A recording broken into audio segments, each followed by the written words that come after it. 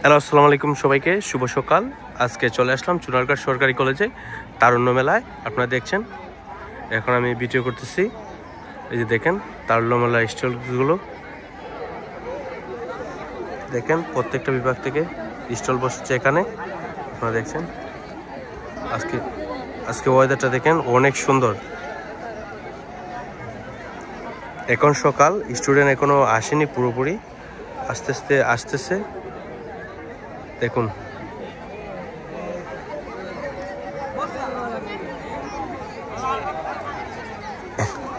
আমি প্রত্যেকটা স্টল যদি ঘুরে ঘুরে দেখাই আপনাদেরকে।